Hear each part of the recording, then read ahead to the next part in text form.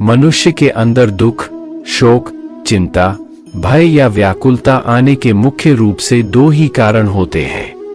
पहला, प्रिय या इच्छित वस्तु, परिस्थिति या व्यक्ति का वियोग हो जाना, और दूसरा, अप्रिय या अनिष्ट वस्तु, परिस्थिति का संयोग या प्राप्ति का हो जाना।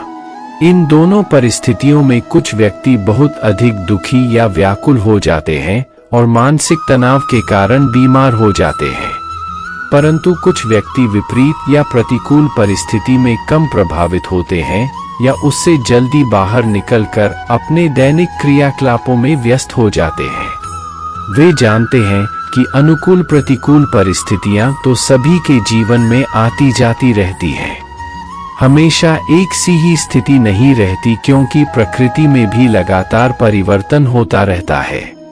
इन दोनों प्रकार के व्यक्तियों के अलावा कुछ लोग ऐसे भी होते हैं जो काल्पनिक स्थिति का विचार करते रहने के कारण भयभीत या व्याकुल रहते हैं, जैसे कहीं मुझे कोविड या दूसरी कोई बड़ी बीमारी न हो जाए, उस समय मेरा या मेरे परिवार का क्या होगा, या यदि उनके परिवार का कोई व्यक्ति गाड़ी से घर से बाहर गया है, तब वे यह सोचकर व्याकुल होते रहते हैं कि कहीं रास्ते में कुछ हो न जाए।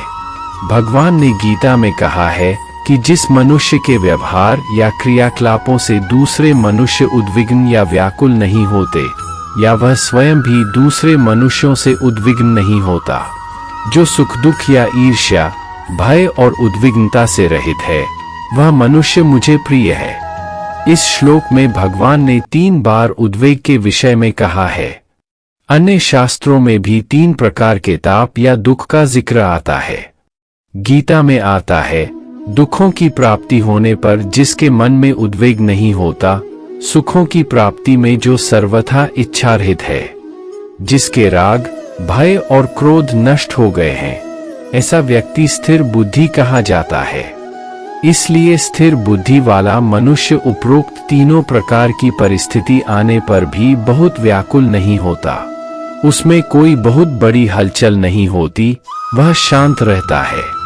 तब वह अपना कार्य और भी विचारपूर्वक सावधानी के साथ करते हुए उस प्रतिकूल परिस्थिति से बहुत शीघ्र ही बाहर निकल जाता है।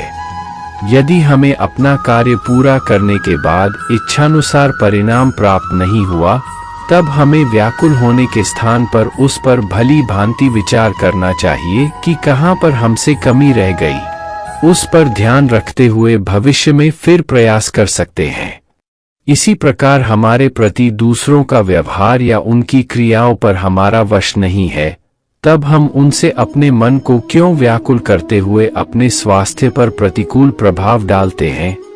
इसके अतिरिक्त मन में आने वाले काल्पनिक विचारों से भी अपने मन को व्याकुल नहीं करना चाहिए। जो हो चुका है उससे सीख या ज्ञान लेकर भविष्य के प्रति सावधान हो सकते हैं।